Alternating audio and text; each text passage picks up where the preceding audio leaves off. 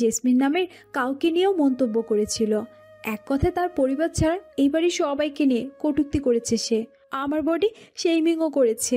কি আজেবাজে কথা সেগুলো, মানে মনে পড়লে বমি আসে আমার। এক পর্যায়ে আবার ওনা নিয়ে যায়। তারা আমার সাথে খুব বাজে কিছু করতেই যাবে, তার আগে বাহির থেকে গাড়ির শব্দ আসে। আমি তো তখনও চিৎকার করে করে কান্না করছিলাম। আমার খুব ভয় করছিল। গাড়ির শব্দ পেয়ে তারা আবারও আমার মুখ চেপে ধরে। তারপরে ঘটনা তো তোমরা জানোই। আদিতার কথা শুনে হাফসা বেগম আবারও কাঁদতে শুরু করে। সবার চোখে মুখে স্পষ্ট রাগ। আদনান আদিতাকে বিশ্রাম নিতে বলে ওখান থেকে সবাইকে নিয়ে চলে আসে। আজকে হাফসা বেগম নিজের মেয়ের কাছে ঘুমাবেন বলে ঠিক করেন। ওই রুমটাতে আদিতা, রাইমার, হাফসা বেগম ঘুমায় সেই রাতটাতে। সবাই নিচে নেমে এসে দেখে নিচে রীতিমতো বিশ্বযুদ্ধ চলছে। মেজো কাকা ও তার পরিবারের সবাই জারিফের মুক্তি যাচ্ছে। জামাল সাহেব, জমিন সাহেব আর দাদু সেই বিষয় নিয়ে তাদের সাথে তর্ক করেই যাচ্ছে। কবির, আবির আর নিবির তাতে যোগ দেয়। জারিফের পক্ষে সকল যুক্তি নিতান্তই বানোয়াট। বহুক্ষণ তর্ক করেও কোনো লাভ হয় না। দাদু সরাসরি বলেই দেয়, এতদিন যা করেছে মুখ বুজে সহ্য করেছি। আরবার জেসমিনের সাথে যা করেছে তারপরও সে ক্ষমার অযোগ্য ছিল, তবুও তাকে নামমাত্র শাস্তি দিয়ে ছেড়ে দেওয়া হয়েছে। কিন্তু আদিতার সাথে আজকে যে যা করেছে, এরপরও যদি তাকে ক্ষমা করে দিতাম তাহলে সেটা আমিন সাহেবের পরিবারের সাথে অন্যায় করা হলো। তোমাকেও জেলে পাঠানো উচিত, কারণ ছেলেকে অমানুষ তুমিই বানিয়েছ। আজকের এমন একটা বাজে কাজও তুমি তাকে সাহায্য করেছ। তুমি ছেলের পক্ষে হাস্যকর যুক্তি দাঁড় না করিয়ে নিজে এখনও এই বাড়িতে দাঁড়িয়ে আছো, সেজন্য শুকরিয়া আদায় করো। বলে তিনি গিয়ে খাবার টেবিলে বসে এবং সকলেকেই ডাকে খেতে। সবাই গিয়ে খেতে বসে। এদিকে মেজো চাচা আর তার পরিবার ঠাঁই দাঁড়িয়ে থাকে। খাওয়া শেষে আদনান ছাদের ওই জায়গাটুকুতে বসে বসে সিগারেট টানছিল। তখন আরবা আসে সেখানে। এসে আদনানকে জিজ্ঞেস করে, আপনি আদিতা আব্বুকে অনেক ভালোবাসেন তাই না? অস্বাভাবিক কিছু কি? আমাকে ভালোবাসেন? কিসের সাথে কিসের তুলনা করছো তুমি? আদিতা আমার বোন হয়, আপন বোন। আরে না না, তুলনা নয়, আমি শুধু জিজ্ঞেস করছি। আজকে আমাকে নিয়ে গেলেও কি আপনি চিন্তা করতেন, কান্না করতেন আমার জন্য? সত্যি বলতে জানি না আমার মধ্যে তোমার জন্য কোনো ফিলিংস আছে কিনা, তা আমি জানি না। তোমার আর আমার দেখা হয়েছে অল্প কিছুদিন মাত্র। এটুকু সময় তোমার জন্য আহামরি ফিলিংস বা আশাটাই একদমই স্বাভাবিক। কিন্তু তোমার সাথে থাকতে থাকতে যখন বহুদিন পার হয়ে যাবে, তখন তোমার জন্য ফিলিংস কাজ না করাটা অস্বাভাবিক। আর আমি আশাবাদী এমন কোনো অস্বাভাবিক কাজ আমাকে দ্বারা সম্পাদিত হবে না। আরবা আদনানের সাথে কথা বলে হা করে শুনতে থাকে তার কথা। আদনানের কথা শেষ হলে সে মুখটা নিচু করে কিছু একটা ভাবতে থাকে। আদনান আরবার মুখটা ভালো মতো দেখে নিয়ে উঠে দাঁড়ায়। রুমের উদ্দেশ্যে যাওয়ার আগে আরবার খোলা চুলে হাত গুঁজে দেয়। আরবা আদনানের দিকে তাকে। আদনান মুচকি হেসে দিয়ে বলে, আসলে সত্য কথা তোমাকে বলা উচিত হয়নি। এসব কথা বোঝার বয়স হয়নি তোমার। কিন্তু যেদিন তুমি এই কথাগুলো বুঝবে, তখন আজকে যতটা মন খারাপ করছো ঠিক ততটাই ভালো লাগবে তোমার। আমি গেলাম, আমার খুবই ঘুম পাচ্ছে, তুমিও গিয়ে শুয়ে পড়ো। এটুকু বলে আদনান রুমে চলে যায়। আরবা আদনানের কথা মানে সত্যি বুঝতে পারেনি, তাই সেও মুখ ভার করে রুমে চলে যায়। আশা রুমেই ছিল, বিছানা প্রস্তুত করছিল ঘুমাবে বলে। আরবা রুমে আসাতে তার দিকে তাকায় আশা। মুখটা ভার করে রেখেছে মেয়েটা। আশা বলে, বিয়ের জন্য তো নাচছিলি, এখন মুখ ভার কেন ম্যাডামের? হ্যাঁ, আরবা তারও আদনানের মধ্যে হওয়া কথাগুলো বলে দেয় আশাকে।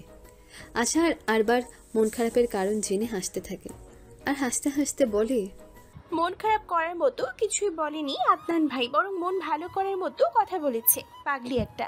বুঝিয়ে বলো না একটু, কি বলেছেন উনি?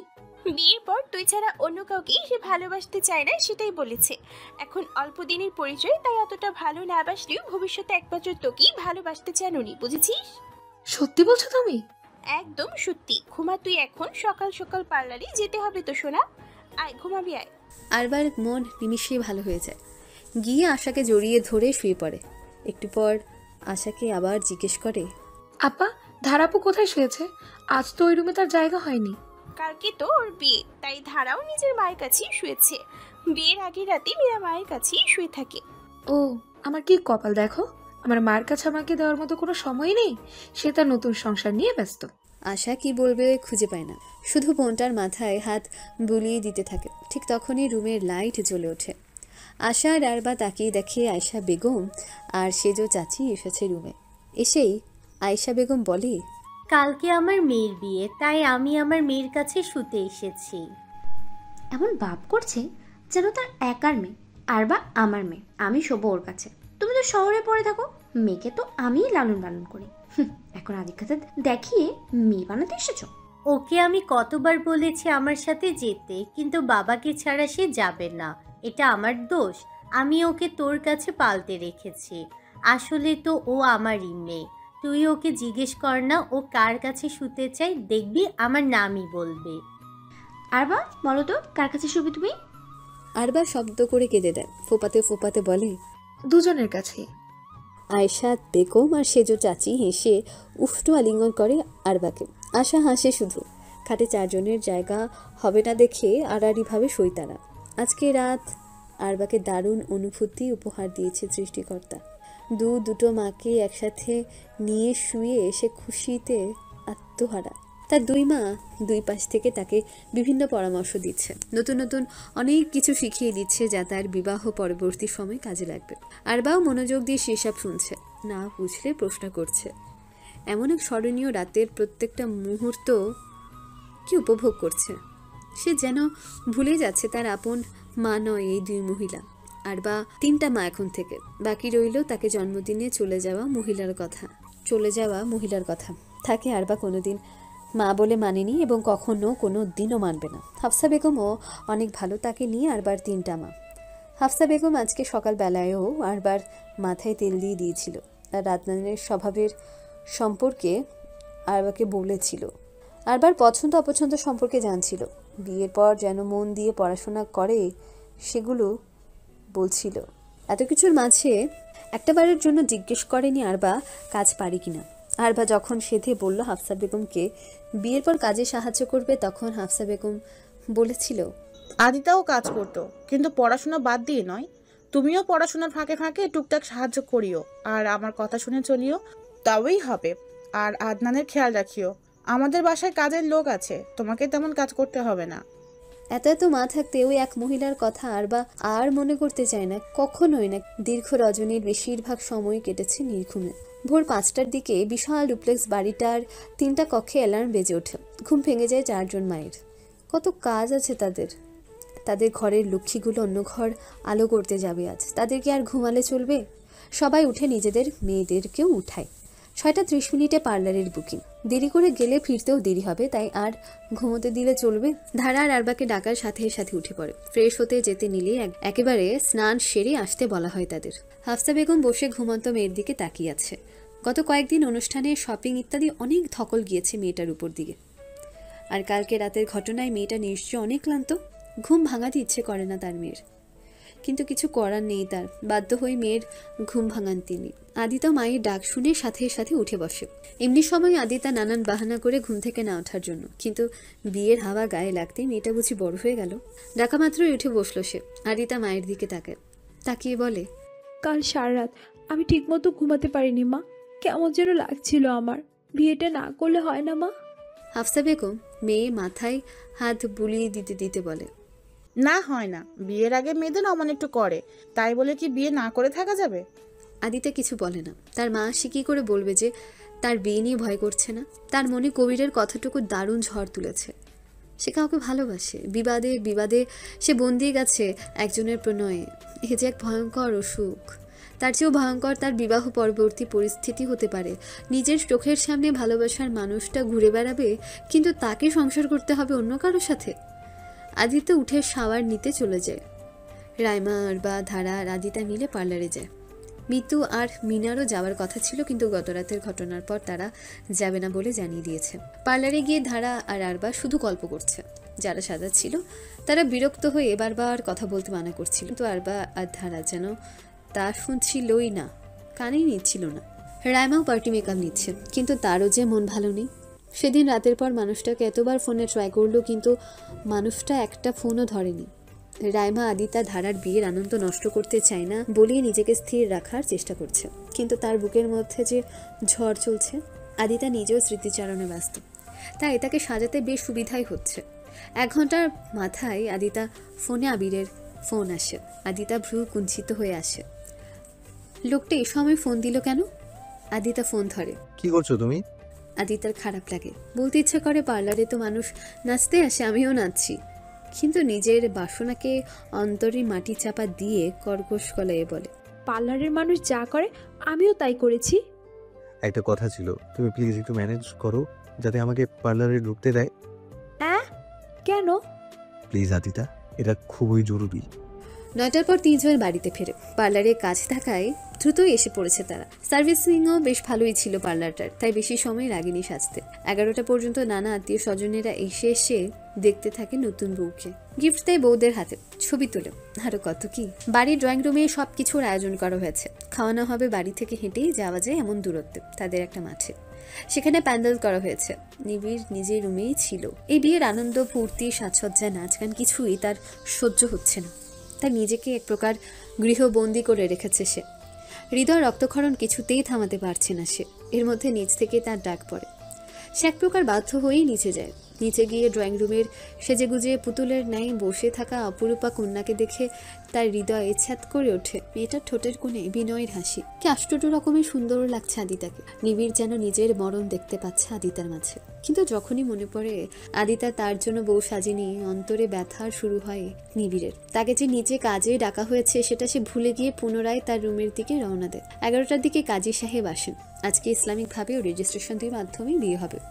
শুধু আদনান আর আরবার বিয়েটা ইসলামিক মতে হবে। আরবার যেহেতু বয়স হয়নি তাই আজ ওদের রেজিস্ট্রেশন হবে না। 2 বছর পর আরবার 18 বছর বয়স হয়ে গেলে তখন রেজিস্ট্রেশন করা হবে।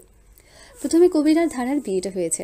ধারার মন তো নেচে কুদে বেড়াচ্ছে, মুখে তার চওড়া হাসি। এদিকে কবিরের লজ্জা লাগছে, সে মৃদু হাসতেও প্রচুর লজ্জা পাচ্ছে। কবিরের চোখ ধারার দিকে পড়তেই প্রথমে সে তার বউয়ের রূপ দেখে খুশি হয়ে যায়। মারাত্মক সুন্দর লাগছে ধারাকে, নজর ফেরানো দায়। কিন্তু পরক্ষণে ধারার কর্মকাণ্ড দেখে সে যেন আরো বেশি লজ্জা পাচ্ছে। কাজে বিয়ে পড়ানো শুরু করে। দোয়া পড়ে, প্রার্থনা করে সে ধারাকে বলে, তুমি যদি বিবাহে রাজি থাকো তবে আলহামদুলিল্লাহ কবুল বলো মা। ধারা 1 সেকেন্ডও সময় ব্যয় না করে অতি দ্রুততার সহিত সাথে বলে, 100% রাজি, কবুল কবুল কবুল। ধারার এমন কাণ্ডে উপস্থিত সবাই হেসে দেয়। কবির স্পিচলেস হয়ে পড়ে আর কাজী সপ্তম আসমান থেকে ঠাস করে নিচে পড়ে। এমন বউ যেন আগে এসে কোনো দিন দেখেনি। কাজী নিজেকে সামলে নিয়ে কবিরকে কবুল বলতে পারে। কবির যথেষ্ট সময় নিয়ে ধীরে সুস্থে আলহামদুলিল্লাহ কবুল শব্দটুকু বলে। পরক্ষণেই তাদের রেজিস্ট্রেশনও করে ফেলা হয়। ধর্মীয় আর সামাজিক 2 দিক থেকেই তারা এখন স্বামী স্ত্রী। ধারা হাসি যেন থামছেই না। হাসতে হাসতে কেঁদে দেয় মেয়েটা, চোখ ভর্তি নোনা জল। কবিরও সেই দৃশ্য দেখে হাসছে। মেয়েটা এতটা পাগল কেন তার জন্য? কবির তার রুমালটা বের করে ধারাকে দেয়। ধারা রুমাল নিয়ে চোখের পানিটুকু মুছে ফেলে। তাদের কিছু ছবি তোলা হয়। নানান ভঙ্গিমায় তারা ছবি তোলে। এরপর আদিতা আর আবিরের বিয়ে ডাক পড়ে। 15 মিনিট খুঁজেও আবিরকে পাওয়া যায় না। আদিতা বলে আবিরের নাকি কি কাজ পড়ে গিয়েছে, তাই আসতে একটু দেরি হচ্ছে। আদনান আর আরপা যেন আগে বিয়েটা করে নেয়। আদনান কিছুতেই রাজি হয় না। বোনের আগে সে বিয়ে করবে না কোনো মতে, কিন্তু পরে সবার জোড়াজুড়িতে রাজি হয়ে যায় সে। কাজেই বিয়ে পড়ানো শুরু করেন আদনান। তারপর কপাল কুঁচকে আছে, আরবার দিকে একবারের জন্যও তাকাচ্ছে না। আবির বিয়ে রেখে কোনো কাজে গিয়েছে, তার খেয়াল সেদিকে। বিয়ের দিন পাত্রর খোঁজ নেই। আদনান যেন পারছে না গিয়ে আবিরকে ধরে নিয়ে আসতে। এদিকে আরবা তো আদনানের দিকে তাকিয়ে আছে। বিয়ের দিন তার জামাই তাকে না দেখে অন্য কিছু নিয়ে ভাবছে, আর কপালও কুঁচকে রেখেছে, যেটা আরবার একদমই ভালো লাগছে না। তাই সে তার বাবার দিকে কাদো কাদো চেহারা নিয়ে তাকায়। জমিন সাহেব মেয়ের কাছে এসে কানের কাছে মুখ নিয়ে বলে, কি হয়েছে মা, কোনো সমস্যা? উনি মুখটা এমন করে রেখেছেন কেন? ওনাকে বলো না আমার দিকে তাকাতে সুন্দর করে। বিয়ের সময় অমন মুখ করে রাখলে আমার কি ভালো লাগে? জমিন সাহেব আরবার কাছ থেকে উঠে আদনানের পাশে গিয়ে বসে আদনানকে বলে, বাবা শোনো, বিয়ের সময় মুখটা এমন করে রাখলে চলে বলো? তোমার বউয়ের তো মন খারাপ হয়ে যাচ্ছে। আদনান জমিন সাহেবের কথা শুনে জমিন সাহেবের দিকে তাকায় প্রথমে, তারপর আরবার দিকে তাকায়। মেয়েটা মুখটা ভার করে আছে। আদনান মুচকি হাসি দেয় আরবার দিকে তাকিয়ে। আরবা যেন এতটুকুতেই মহা খুশি। চওড়া হাসিতে তার গোল গাল মুখমণ্ডলের সৌন্দর্য বৃদ্ধি পায় কয়েক গুণ। ঠোঁট ঠেলে বেরিয়ে আসে ভোগ তাৎখানা। অমায়িক সে হাসির দিকে তাকে ঘায়েল হয়ে যায় আদনান। কাজী আরবাকে কবুল বলতে বলে। আরবা খুশি খুশি মনে আলহামদুলিল্লাহ কবুল বলে।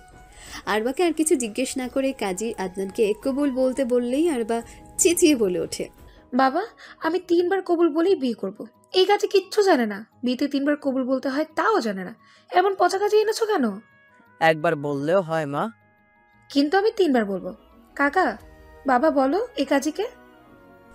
বেচারা কাজী বইয়ের বিভিন্ন ধরন দেখে থতমত খেয়ে যায়।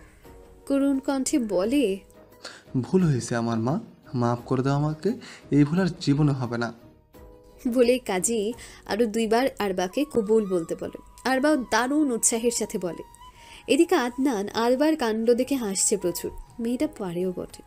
আদনানকে কবুল বলতে বলা হলে যথেষ্ট গাম্ভীর্যের সঙ্গে আলহামদুলিল্লাহ কবুল কথাটা সে বলে। কাজী এবার কোনো রিস্ক নেয় না, আপাদ মস্তক আদনানকে 3বার কবুল পড়ায় সে। অতঃপর আদনান আর আরবার কিছু সুন্দর সুন্দর ছবি তোলা হয়। আরবা আদনানকে কানে কানে জিজ্ঞেস করে, আমাকে কেমন লাগছে? আদনান ধীর কণ্ঠে বলে, মাশাআল্লাহ, আমার ছোট বউটাকে হুরপুরি লাগছে।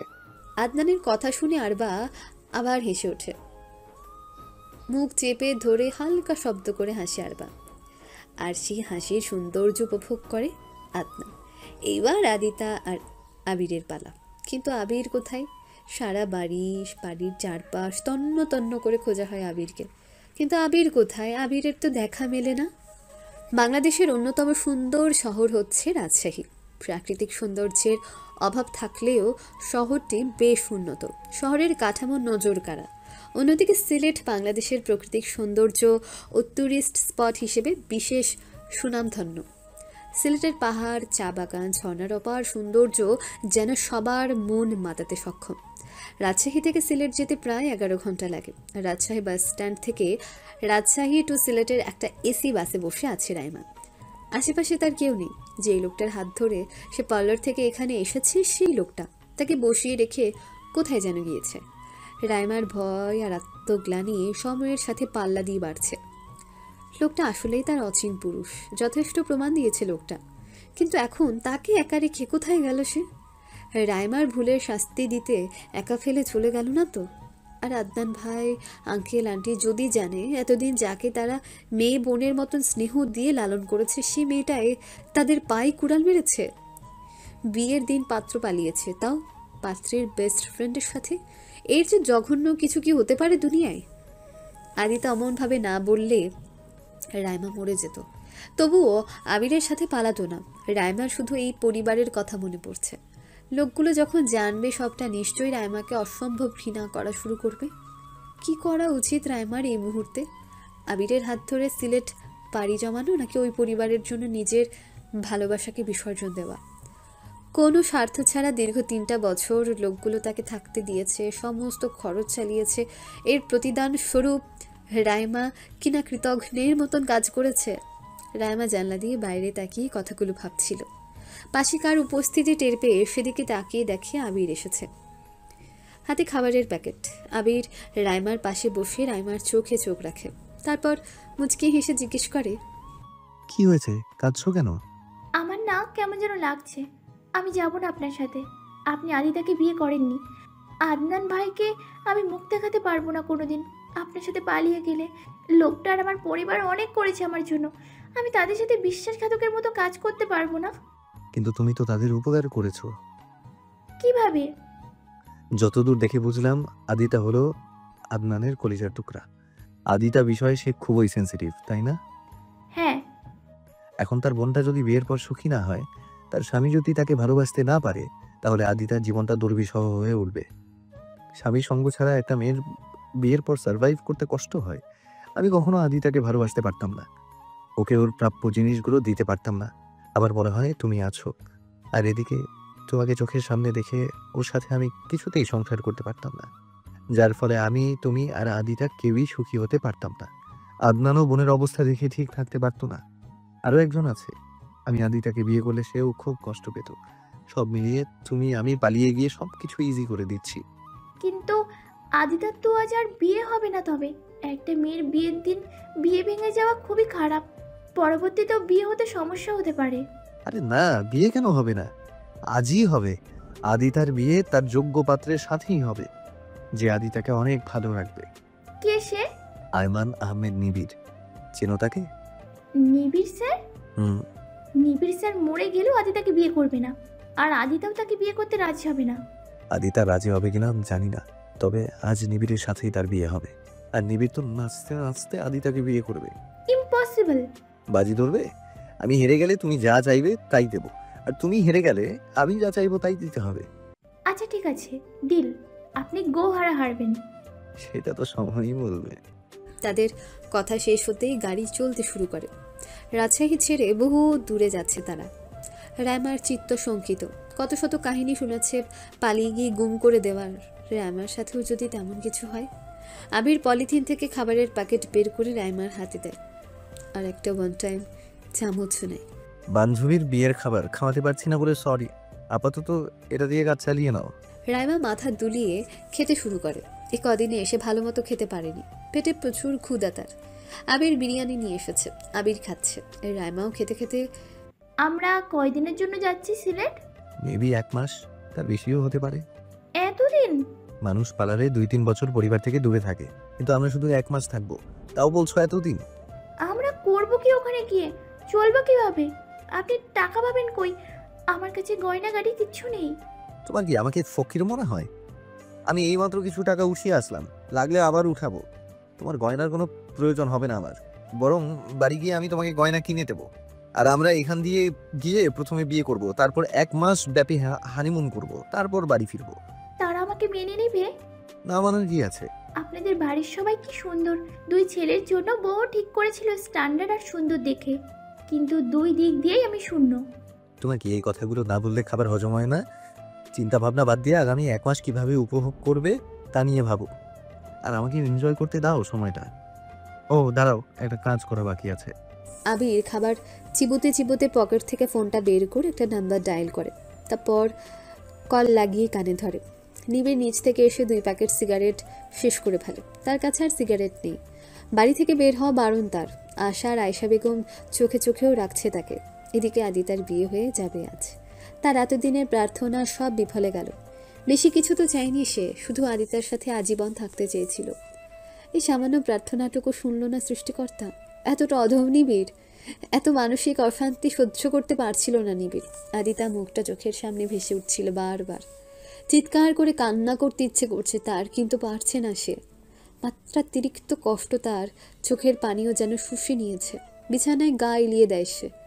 অতিরিক্ত ধূমপানের কারণে এসে সামান্য নেশাগ্রস্ত। রুমটাও ধোঁয়ায় ভরে গিয়েছে। চোখ জ্বালা পোড়া করছিল। এতক্ষণ দরজা জানলা সব বন্ধ ছিল। রুমটাকে অন্ধকার করে রেখেছিল সে। জানলাগুলো খুলে গিয়ে মাত্রই বিছানায় এসেছে সে। চোখে জ্বালা পোড়া কমছে না, চোখ বন্ধ করে নেয় সে। একটা সময় ঘুমের অতলে তলিয়ে যায় সে। রিংটোনের অস্বস্তিকর শব্দে নিবিড়ের ঘুম ছুটে যায়। কতক্ষণ ব্যাপী যে ঘুমিয়েছিল সে তা মালুম করতে পারে না। ফোনটা হাতে নিয়ে দেখে আবির ফোন দিয়েছে। আবিরের উপরে সে বেজায় চটে আছে। এই শয়তানটার কারণেই আদিতা আজ তার হবে না। এখন নিশ্চয় আদিক্ষেতা করে খেতে ডাকবে, নতুন বউ দেখে যেতে বলবে। নিবিড় ঠাস করে ফোনটা কেটে দিয়ে উঠে বসে। হাঁটুতে মুখ গুজে বসে থাকে কিঞ্চিত। নিচ থেকে অনেক চেঁচামেচির আওয়াজ আসছে। আজব, বিয়েতে কেউ এই পরিমাণ ফুর্তি করে চেঁচামেচি করে? শুনে তো মনে হচ্ছে ঝগড়া করছে। নিবিড় আর ভ্রুক্ষেপ করে সেদিকে। এর মধ্যে আবিরের মেসেজ আসছে, তাতে লেখা, ভাই অনেক জরুরি কথা, এখন রাগ করে ফোন না ধরলে তোরই লস। নিবিড় পরে সবটা। এর মধ্যে আবির আবার ফোন দেয়। নিবিড় ফোনটা রিসিভ করে কানে তোলে। গম্ভীর কণ্ঠে বলে, বাড়িতে কি হচ্ছে? বিয়ে হচ্ছে। আরে দুষ্টুমি না, বল কি হচ্ছে। কেন, তুই কোথায়? বাড়িতে নেই তুই? না তো, তুই কই? আমি সকাল থেকে রুমে। বাড়িতে কি হচ্ছে জানি না, তবে নিচ থেকে অনেক চিৎকার চেঁচামেচি আওয়াজ আসছে। তাহলে একটা কাজ কর, বেডসাইড টেবিলের উপর একটা চিঠি আছে, দেখ। ওটা নিচে গিয়ে পড়ে শোনা সবাইকে। কি আছে ওটায়? নিজেই পড়ে দেখ, রাখলাম, আমি খুব ব্যস্ত। বলে আবির ফোন কেটে দেয়। নিবিড় চিঠিটা হাতে নিয়ে পুরোটা পড়ে। তার গম্ভীর মুখশ্রী নিমিষে হাস্যোজ্জ্বল হয়ে ওঠে। ঠোঁট কামড়ে কতক্ষণ হেসে নিয়ে বিছানা থেকে উঠে দাঁড়ায়। নিজের গায়ের গন্ধ নিয়ে দেখে সিগারেটের বাজে গন্ধ আসছে। আদিতা নিশ্চয়ই গন্ধ পেলে বমি করে দেবে। চুলগুলো উস্কো খুস্কো, গায়ে টি শার্ট আর 3/4 প্যান্ট। বিয়ের বরকে কি এমন বেশভূষায় মানায়? নিবিড় দ্রুত আলমারি থেকে একটা সাদা পাঞ্জাবি বের করে সাবান নিতে চলে যায়। 10 মিনিটের মাথায় সাবান নিয়ে বের হয়ে ফিটফাট হয়ে চিঠিটা নিয়ে নিচে যাওয়ার উদ্দেশ্যে রওনা দেয়। দুপুর 2টার বেশি বাজে। আদনানের রক্ত মাথায় উঠেছে এখন। বিয়ের দিন পাত্র উঠাও, এটা কোন ধরনের কাজ? কোনো খোঁজ খবর নেই, কারো ফোন করা যাচ্ছে না। কোনো বিপদে পড়লেও তো এতক্ষণে খবর আসার কথা। তার চেয়ে বড় কথা, নিজের বাড়িতে বসে নিয়ে হচ্ছে। তাহলে বিয়ের দিন সকালে বাড়ি থেকে বের হওয়ার কারণটা কি? এদিকে বড় ভাই হয়ে বোনের আগে বিয়ে করে বসে আছে থেকে নিজের উপরে রাগটাও হু হু করে বাড়ছে। বাড়ির সবাই আবিরকে খুঁজে বের করার চেষ্টা করছে। এই নিয়ে নিজেদের মধ্যে ঝামেলাও করেছে। আমিন সাহেবের এবার আর ভালো লাগছে না। কাজীও চলে যাওয়ার জন্য আকুপাকু করছে।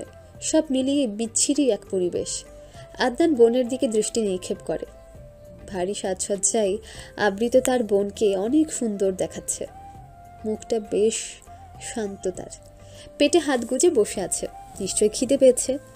মায়ের কাছে শুনেছে সকালে 2 লোকমা খেয়েছে, শুধু তাও ভোর 6টার আগে। কালকে রাতেও খায়নি ভালো করে। এতদিনের ধকল, কালকে রাতের এক্সট্রা ধকল সব মিলিয়ে বোনটা তার অসম্ভব ক্লান্ত। মুখটা দেখলেই বোঝা যায়। বিয়েটা হয়ে গেলেই খাবারটা খাওয়ানো যেত। এত বেলা হয়েছে, একটু পর বিকেল নামবে, এখন তো ক্ষুধা লাগা অত্যন্ত স্বাভাবিক। আদনান না বোনকে খাওয়াতে পারছে আর না বিয়ে দিতে পারছে। সব মিলিয়ে প্রচণ্ড রাগ লাগছে তার। নিজের শ্বশুর বাড়ি না হলে নির্ঘাত গালাগালি শুরু করে দিত আবিরকে। এর মধ্যে নিবিড় নিচে নামে। নেমেই বলে, আবির এইমাত্র ফোন দিল আমাকে আর বলল তোমাদের কাছে চিঠিটা দিতে। তারপর ফোনটা কেটে দিল। আমি তারপর আবার ফোনে ট্রাই করেছি, কিন্তু ফোন সুইচ অফ বলল। কবির গিয়ে চিঠিটা হাতে নেয়। বাড়ির সবাই জিজ্ঞেস করতে শুরু করে কি লেখা আছে ওতে পড়ে শোনাতে। কবির মাথা নাড়িয়ে পড়তে শুরু করে। প্রথমে আমি সকলের কাছে ক্ষমা প্রার্থী। আমি এই বিয়েটা করতে পারবো না। আমি অন্য একজনকে ভালোবাসি। তার সাথে মনোমালিন্য হওয়ায় আমি আদিতার সাথে বিয়ে করতে রাজি হয়ে যাই, তাও শুধুমাত্র কয়েকজনকে জেলাস ফিল করাতে। আমি জানি আমার এটা করা একদমই ঠিক হয়নি। আমি বিয়েও করতে চেয়েছিলাম, কিন্তু গতকাল রাতে আমি অনুধাবন করলাম এতদিনেও আদিতার প্রতি আমার বিন্দুমাত্র আগ্রহ জন্মেনি। আমি এখনো মন থেকে তাকেই ভালোবাসি। আদিতাকে বিয়ে করলে আদিতাকে ঠকানো হতো। ওর প্রাপ্য কিছুই হয়তো আমি ওকে দিতে পারতাম না, ভালোবাসতে পারতাম না। তাই বেটার এটাই যে বিয়েটা না হওয়া। আমি, আমার প্রেমিকা এবং আদিতা সবার এটাতেই মঙ্গল হবে, সবাই এতেই খুশি থাকবে। তাই আমি রাইমার হাত ধরে পালিয়ে যাচ্ছি। হ্যাঁ, আদিতার বান্ধবী রাইমা আমার ভালোবাসার মানুষটা। আমরা একে অপরকে অসম্ভব ভালোবাসি। আমাদের জন্য দোয়া করবেন সবাই। আর হ্যাঁ, আমাদের খুঁজতে হবে না, সময় হলে আমি নিজেই রাইমাকে নিয়ে ফিরে আসব। আমরা আবারও ক্ষমা চেয়ে নিচ্ছি সকলের কাছ থেকে এই বিভ্রান্তির কারণে। ইতি আবির। কবিরের চিঠিটা পড়ে খুব ভালো লাগে। হাসতে ইচ্ছে করছে তার, কিন্তু এখন সে হাসলে সবাই খারাপভাবে নিতে পারে, তাই সে হাসছে না। ছেলেটার মুখে সামান্য হাসি রেখা। ভালোই লাগছে কবিরের। 2 ভাই নিজেদের ভালোবাসার মানুষকে আপন করে পাবে, আর সে তো অলরেডি পেয়ে গিয়েছে। আদনান নিজের রাগকে কন্ট্রোল করতে পারে না, সজোরে বলে ওঠে, are you guys getting with us? বিয়ের দিন এসবের মানে কি? আগের দিন বললেও হতো, কিন্তু বিয়ে ঠিক হয়ে গিয়েছে, কাজই এসে গিয়েছে, তারপর এসবের মানে কি? নাকি আপনাদের মনে হয় আমাদের পরিবারের কোনো রেপুটেশন নেই, কোনো রেসপেক্ট নেই? আমার বোনটার আজকে বিয়ে না হলে পরবর্তীতে কি ওর বিয়ে নিয়ে ঝামেলা হবে না? সোসাইটিতে আমাদের মান থাকবে বলুন তো? আর রাইমা এতটা সেলফিশ কেউ কিভাবে হতে পারে? আমি জাস্ট উফ। আদনান মাথায় হাত দিয়ে বসে পড়ে। আজও ঘামছে সে মাত্রাতিরিক্ত। প্রেশার আবার হাই হয়ে গিয়েছে তার। আমিন সাহেব উঠে দাঁড়ায়।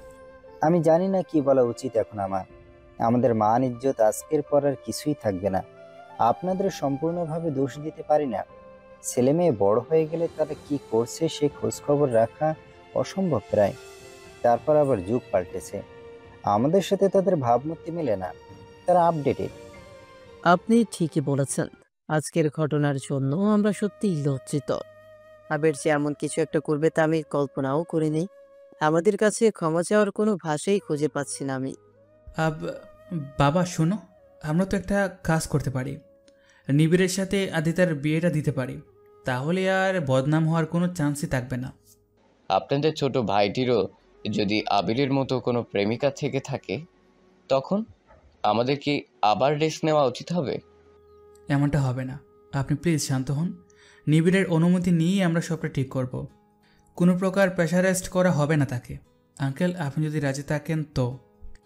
এখন তোর কোনো উপায়ও দেখছি না। আদনান, তুই বল। আদিতের বিষয়ে বেশিরভাগ সিদ্ধান্ত তো তুই নিস। আদনান আদিতার দিকে তাকায়। আদিতা করুণ চোখে তাকিয়ে আছে, মাথা দুলিয়ে না বোঝাচ্ছে।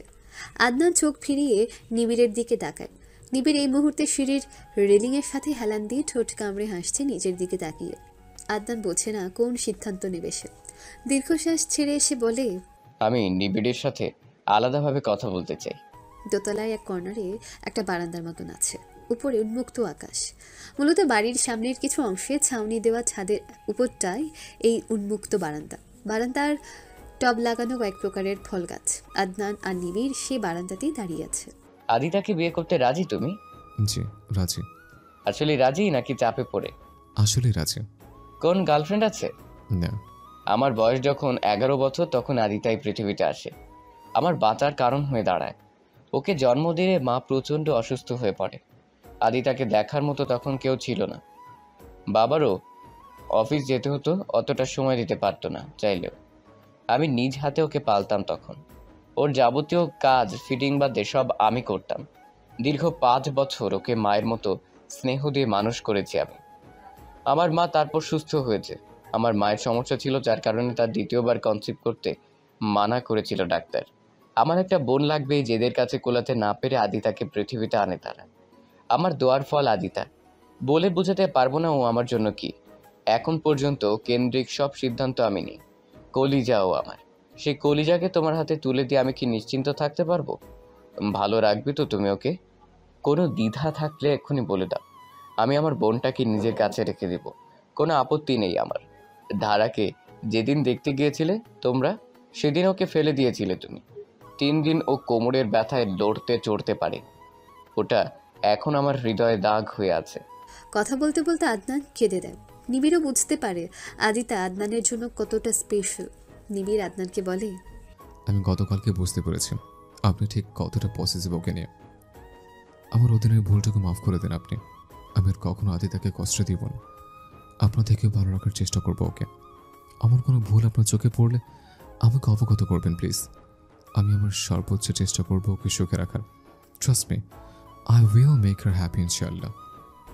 আদনান গিয়ে নিবিড়কে জড়িয়ে ধরে কুশলাদি করে নেয়। তারপর চোখের পানি মুছে একসাথে নিচে যায়। সকলকে জানায় সে আদিতার সাথে নিবিড়ের বিয়েতে সে রাজি। আদিতা কান্না করে দেয়। আদনান অনেক বুঝিয়ে শুনিয়ে বোনকে বিয়ের পিঁড়িতে বসায়। কাজী বিয়ে পড়ানো শুরু করে। নিবিড় মুগ্ধ নয়নে চেয়ে আদিতার কান্না দেখছে, একদম বাচ্চাদের মতো দেখাচ্ছে তাকে। নিবিড় এখন যে কত ভালো লাগছে নিবিড়ের তা বলে বোঝানো যাবে না। কাজী আদিতাকে কবুল বলতে বললে আদিতা কান্নার কারণে তা বলতে পারে না। অনেক সময় নিয়ে হেঁচকি তুলতে তুলতে কোনো মতে বলে, আলহামদুলিল্লাহ কবুল। কাজী 3 বার আদিতার সম্মতি নেয়। অবশেষে কাজী নর্মাল একটা পাত্রী পেয়েছে, তবে কান্নাকাটি আদিম যুগের মেয়েদের মতো করেছে। তার জীবনটা যেন ধন্য হয়ে গেল এই যুগে এসেও এমন লাজুক মেয়েকে দেখে। এবার কাজী নিবিড়কে কবুল পড়ায়। নিবিড়ও বেশ ধীরে সুস্থে কবুল পড়ে।